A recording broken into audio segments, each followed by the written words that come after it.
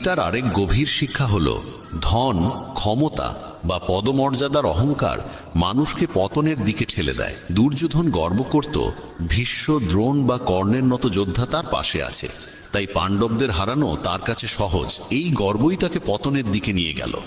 যে ব্যক্তি সম্পদ বা ক্ষমতার দম্ভে অন্যকে হেয় করে, একদিন সেই অহংকারই তার ধ্বংসের কারণ হয়। তাই যত বড়ই হও, যত সফলই হও, অহংকার যেন কখনো তোমাকে স্পর্শ না করে। শ্রীকৃষ্ণ অর্জুনকে আরও বোঝালেন যে মৃত্যু জীবনের অবশ্যম্ভাবী সত্য।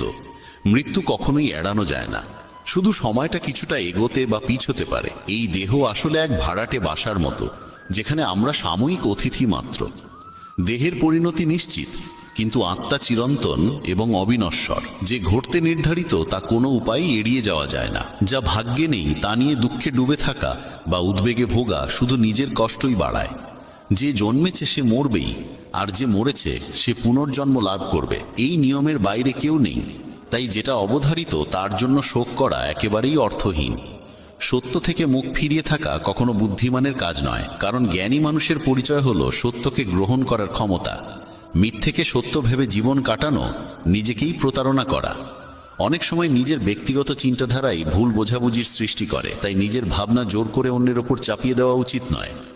কাম, ক্রোধ ও লোভ, এই তিনকে বলা হয়েছে নরকের দ্বার। এই তিন যদি